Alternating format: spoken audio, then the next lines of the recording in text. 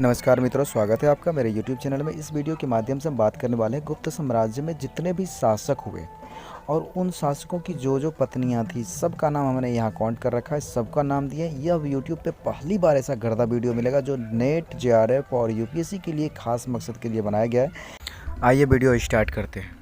गुप्त वंश की स्थापना घटोत्कच ने किया था और इसीलिए गुप्त वंश को घटोत्कच वंश भी कहा जाता है। गुप्त वंश का शासनकाल 319 ईस्वी से 550 ईस्वी तक रहा था, जिसमें प्रथम शासक चंद्रगुप्त प्रथम था, जिसकी पत्नी कुमार देवी थी, जिसका चंद्रगुप्त का 319 से 350 तक ईस्वी तक था। उसके बाद समुद्रगुप्त आया, जिसका चंद्र प्रकाश भी उपनाम था, इसका 350 से 375 ईस्वी तक था काल, और इनकी पत्नी थी दत्त देवी। इनके बाद रामगुप्त शासक हुआ कुछ दिन के लिए, इसका कापुरुष भी नाम देखा जाता है, इसकी पत्नी थी ध्रुव देवी, जिसका उपनाम ध्रुव स्वामिनी भी था। इसके जस्ट बाद आता है चंद्रगुप्त द्वितीय। इनका काल होता है, इनका उपनाम था विक्रमादित्य, इनका 375 से 415 ईस्वी तक कार्यकाल रहा। इसकी पत्नी भी ध्रुव देवी या ध्रुव स्वामिनी थी। कुबेर नागा भी इसकी पत्नी थी, और इसी की पुत्री थी प्रभावती गुप्ता, जिसका शादी रुद्रसेन द्वितीय जो वाकाटक वंश के थे उसके साथ हुआ था। इसके बाद है कुमारगुप्त प्रथम, जिसका 415 से 455 ईस्वी तक कार्यकाल रहा। इसकी पत्नी महादेवी वर्मा अनंत देवी के नाम से भी प्रसिद्ध है। इसके बाद है स्कंदगुप्त जो क्रमादित्य के नाम से भी प्रसिद्ध है। इनका कार्यकाल 455 से 467 ईस्वी तक रहा। इनके समय में प्रथम बार भारत पर हुन आक्रमण हुआ था, जिनको इन्होंने विफल कर दिया था, जिन पर इन्होंने विजय हासिल की थी। इनके बाद पुरुगुप्त है जो 467 से 476 ईस्वी तक है। इनकी पत्नी चंद्र देवी थी। इनके बाद बुधगुप्त है, जिसका श्री विक्रम भी नाम मिलता है, यह 477 से 495 ईस्वी तक काल था। इसके बाद कुमारगुप्त द्वितीय आता है।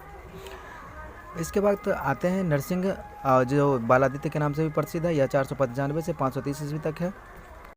इसके समय में द्वितीय हुन आक्रमणकारी मिहिरकुल आया था, जिसको इन्होंने पूर्णतः पराजित करके यह भारत से बाहर खदेड़ दिया था। इसकी पत्नी थी महादेवी, मित्र देवी नाम था।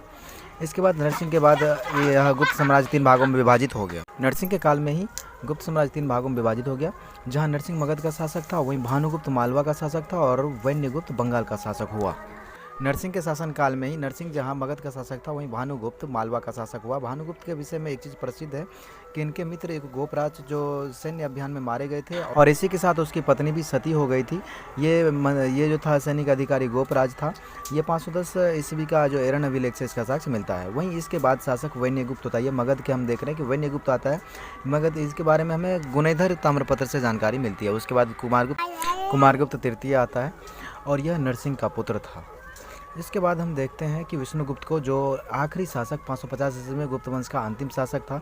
इनके साथ ही गुप्त साम्राज्य के पतन को हम देखते हैं। तो गुप्त साम्राज्य के पतन के कई कारणों में से यह मुख्य कारण है अयोग्य तथा निर्बल उत्तराधिकारी पहला। दूसरा कारण शासन व्यवस्था का संघात्मक स्वरूप था। तीसरा कारण उच्च पदों का आनुवंशिक होना था, और चौथा कारण प्रांतीय शासकों के विशेष अधिकार थे, और पांचवा कारण बाह्य आक्रमण था, और छठा कारण बौद्ध धर्म का प्रभाव था।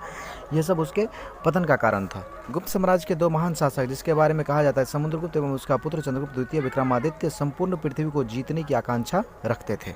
वहीं गुप्त साम्राज्य के पतन का तत्कालिक कारण देखें तो हम देखते हैं कि स्कंदगुप्त के बाद जो भी राजा उसमें आता है, उसमें क्या होती है, योग्यता की कमी होती है। दोस्तों, वीडियो कैसा लगा हमारे वीडियो में कमेंट जरूर करना। अगर ये अच्छा लगा तो हम इस तरह की वीडियो और बनाएंगे, और चैनल को जरूर से जरूर सब्सक्राइब करो, और वीडियो को शेयर अवश्य कर लें। और आप हो सके तो प्लीज़ वीडियो को लाइक करें, चैनल को सब्सक्राइब करके वीडियो को अपने दोस्तों तक फैला दें, आग की तरह शेयर खूब करें, ताकि हमें अगर आप लोगों से सपोर्ट मिलता रहेगा तो मैं भी आप लोगों के लिए ऐसी वीडियो धमाकेदार लाता रहूँगा, जो एकदम एग्ज़ाम के पॉइंट ऑफ व्यू से काफ़ी महत्वपूर्ण और मायने रखता है। तो आइए हम वीडियो को स्टार्ट करते हैं।